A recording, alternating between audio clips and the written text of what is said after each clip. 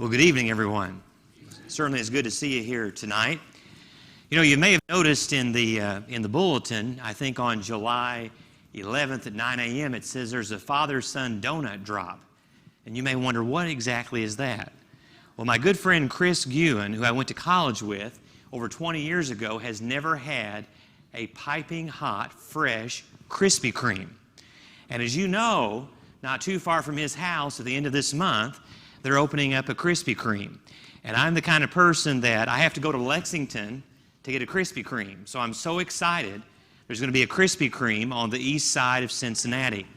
And so on July the 11th, if you're a father or a son, I want to encourage you to come over to Krispy Kreme and have one. If you've not had a Krispy Kreme, you've really missed out. In Acts chapter 20 and verse 35, Paul, in quoting Jesus, says, "It's more blessed to give than to receive."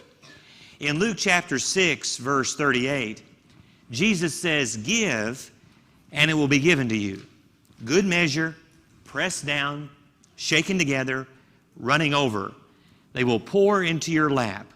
For by the standard of measure, it will be measured to you in return."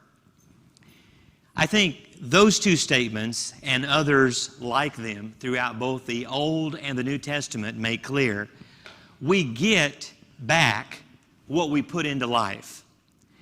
This evening, I want to prompt you to be generous by investing yourself in others. And the first thing I want to encourage you to do tonight is to invest your time in others. Invest your time in others. How much time do you have daily? How much time do you have weekly? Let's see, there's 24 hours in a day. Maybe you spend about 7 hours sleeping. That gives you 17 hours in a day. And let's say you work and that takes up about 8 hours of your day. That leaves you about 9 hours in a day. And let's say you have a commute time, and let's say that's a half an hour. That drops us down to 8.5 hours a day. And let's throw in an hour for all the different meals that we may eat, lunch and maybe supper. That leaves us 7.5 hours in a day. And then let's put in an hour for showering, dressing, and grooming. That gives us 6.5 hours in a day. Now, I was probably a little too conservative in some areas and a little bit too liberal in some other areas. You may not spend an hour grooming. You may spend less than that. But let's say you have probably 5 or 6 hours a day that you personally have some control over. It's not a job. It's not commute time. It's not sleeping time. It's not grooming time. You have about 5 or 6 hours a day that you decide how you will use those hours. And so what pulls at those hours? Is it a house project? Is it your spouse? Is it your children? Is it spending time walking a dog or playing with a pet? Is it church? Is it your parents? Is spirituality somewhere in that 5 to 6 hours that you may have in a day? Is it schoolwork? Is it reading? Is it books, newspapers? Is it television? Is it because every night you watch Bill O'Reilly and then you watch Jeopardy and the next thing you know, 2 or 3 hours are gone? Is it your computer? Is it your iPod? Is it your iPhone? Is it your tablet? Is it your Android? Who or what is most important? How generous are you with your time? With your spouse, with your children, with your spirituality? Who will win? The second thing I want to talk about tonight, talents. What God-given abilities do you have? What abilities do you have that you are trying to sharpen and refine? What abilities have you developed or acquired through practice, through time, through furthering your education? What is unique about your personality? In Matthew chapter 25, Jesus tells a parable that many of us are familiar with about talents. And a real takeaway from that parable is this: we all have something and God expects us to use it. We all have something, and God expects us to use it. So all of us have time. We've got some time we can play with every day, every week. All of us have talents to varying degrees. We all have talents and abilities. The third thing I want to impress upon you tonight is treasure. Most everyone in this room needs at least a mid-sized U-Haul to put all your possessions in, right? At least a mid-sized U-Haul. And some of us probably need more than that to put our possessions in. Before Riley was born, I had the opportunity to go to Haiti, which is the poorest country in the Western Hemisphere. And literally those people could carry all of their earthly goods on their back. I dare say we can't do that, right? We'd break our back if we were to carry all of our earthly goods on our back. Even in some industrial nations, their actual possessions could be put in the back of a truck. A lot of people live pretty small and pretty simple. That really isn't so true for many of us in America. Wealth, of course, is relative. Rich, poor, has a different meaning to different people. But let there be no doubt, we are wealthy in America. Most of us came here tonight not on foot, not on some sort of beast of burden. Most of us came here tonight in an automobile. Most of us will go home tonight and sit in a recliner in a home that we rent or that we own. Many of us have a television or a flat screen, and we don't just have one. We might have 2 or 3 or 4 in our homes. And what about devices, right? Many of us have all kinds of electronic devices that we use. And we'll sleep tonight probably on a nice mattress and box spring. Most of us have a meat at every meal. Some of us have more in the bank than others. Some people make more than others. Some people manage it better than others, right? But God has given all of us a treasure. And so what are you doing with your wealth? Is it all about me? Is it all about my car payments? Is it all about my house payments? Is it all about my clothes and having the right label on my clothes? Is it all about jewelry? Is it about eating out, movies, sports? Not that that's wrong, but they have their place. But that treasure that you have, what are you doing to share that treasure with others? You have time, you have talents, and you have treasures. And you also have the gift of touch, the gift of touch. Now, I'm not speaking about inappropriate touch. We're speaking of caring touch. We're talking about a hug, a handshake, a pat on the back. I'm convinced there are many people today who are lonely. They have lots of things, but they're lonely people. And many people are deprived of touch, compassionate touch. How generous are you with touch? To your spouse in a non-sexual way. How generous are you with touch? To your children when it comes to holding them, cuddling them, hugging them. With a grieving widow, with someone who is a shut-in, with someone who is a hospital patient. How generous are you with your touch? Jesus, one of the most compassionate things he did in his ministry was to touch the untouchable. Now, I'm not saying that we should all go out and visit a leper colony somewhere and touch people who have leprosy. I am saying there are people out there who need compassion, who need reassurance, and who need concern. One of the saddest parts of my job is that we have patients who oftentimes die in nursing homes, who have no family at all. And so occasionally we'll have a patient who's residing in a nursing home, like over here at the Cold Springs Transitional Center, who has no family, They're actively dying. They're leaving this life and going on to the next. And there's no one there to provide any kind of presence or touch for them. One way you can accomplish showing people compassion and reassurance and concern is appropriate touch and letting people know that you care about them. So, you have time. We often say, I don't have time, but you've got time, and I've got time too. We have hours every day that we have some control over, generally, most days. We all have talents to varying degrees. We all have treasures to varying degrees. And we all have the ability to touch. So, with all those things that you have, how generous are you with them? And let me give you some extremes here, and I'll get personal.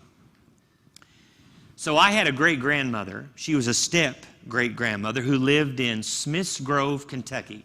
If you know where that's at, it's near Bowling Green, Kentucky. And she was tight. She was tight with her money. In fact, she was a retired school teacher. She was very stingy.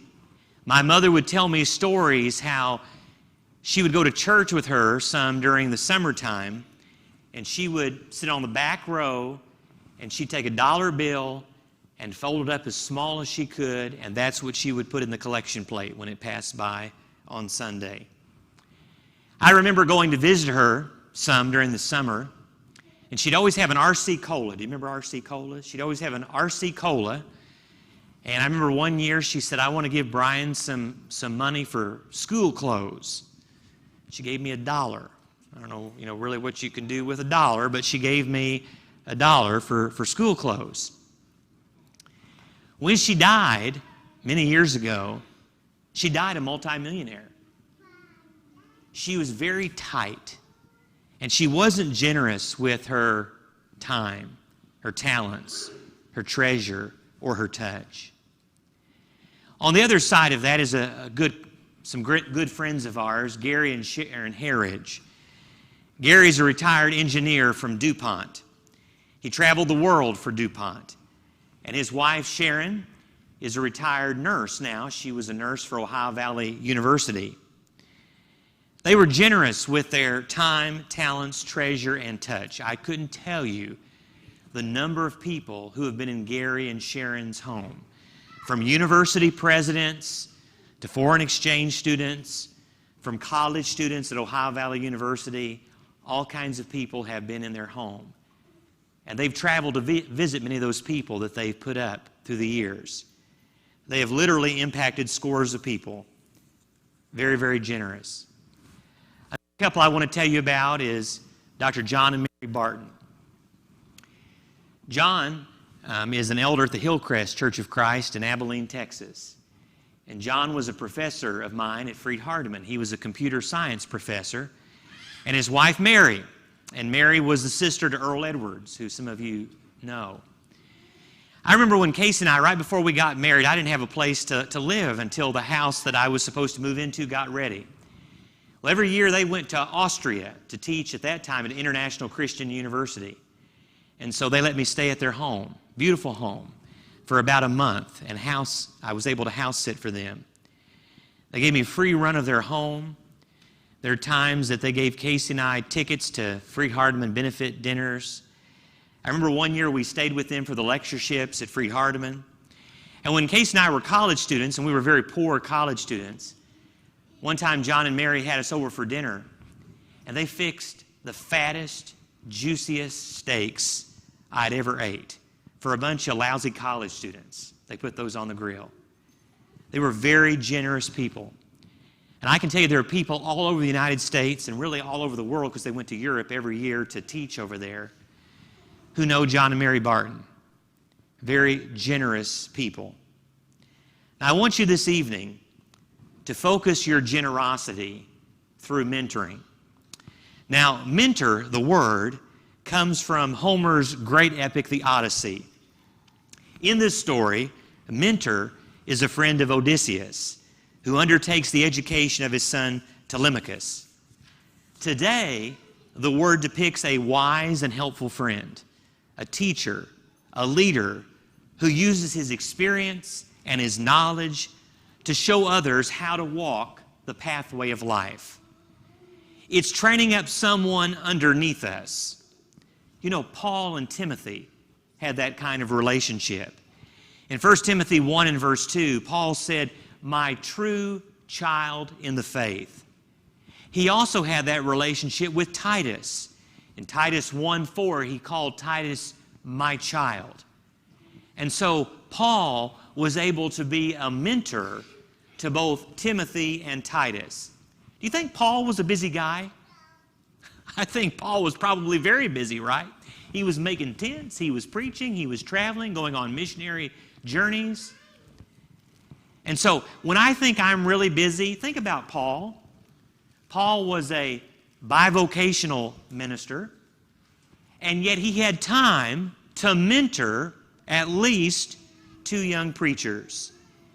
He was able to give what he had to others. Everyone needs a Barnabas. Everyone needs a Paul. Everyone needs a Timothy. Who can you influence? Who can you take under your wings? We've got to be the ones to take the initiative. Who is struggling where I am strong? What advice do people seek from you? You can mentor people professionally at work. You can mentor people on a social level. I know you've heard of Big Brothers, and you've heard of the Boy Scouts and the Girl Scouts, and those are opportunities to mentor on the social level. But who are you mentoring on a spiritual level? Who is in a situation that you could help them out? I want to give you a challenge tonight. This year, it's almost halfway over. Can you believe that? The year is almost halfway over. My wife was saying, can you believe that June is coming very rapidly to an end? I want to challenge you in the time that you have left to invest in a person, to invest your time. You've got it. To invest your talent. You've got that as well. To invest your treasure and to invest your touch. Take someone to lunch. Encourage someone. Share with someone. But you be the one to take the initiative. Who can you take under your wing? I think about some of our older ladies in this congregation, and older is a relative term, and I won't get into defining older. Older is a relative term. But you know, there's some young ladies here who would love to learn how to sew and quilt and cross-stitch. And not only that, they would love to just hear from you the wisdom that you can offer on how to lead a spiritual life, how you've reached the point where you've reached. Doesn't mean you figured it all out, but you've grown, you've been there. And what about our men? We have many men in this congregation who are talented. They're talented mechanically. They're talented with carpentry. They're talented with wisdom to share. You've got wisdom that young people need to hear. Elders can mentor potential elders. Deacons can mentor potential deacons. We've been talking about not having enough Bible school teachers. It's a problem in many congregations. Who are you mentoring to be a Bible school teacher? If you can teach, who can you ask to teach with you? Who can you say, why don't you be my assistant this quarter? Let's work together on this. I'll do the heavy lifting, you just watch. Who are you mentoring? Invest in someone. And if you invest in someone, it has a ripple effect, right? Then they invest in someone, and it goes on and on. I think most of us can look back on our lives, and I at least can tell you people who mentored me. I can tell you people in my home congregation in Indianapolis who mentored me, who influenced me, who took me out somewhere, took me out for lunch, and encouraged me. And we need to continue that even today. As we bring these thoughts to closure this evening, the male life expectancy is about 75 years. So I have about 30 years left. It's kind of scary. I have 30 years left. How will I use it? Will I live it in a generous way? Will I invest in others? How will I use my time, my talents, my treasure, and my touch?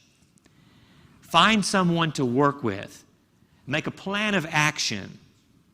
Do something this week. Moses mentored Joshua.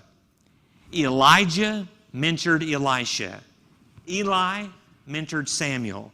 Samuel mentored David.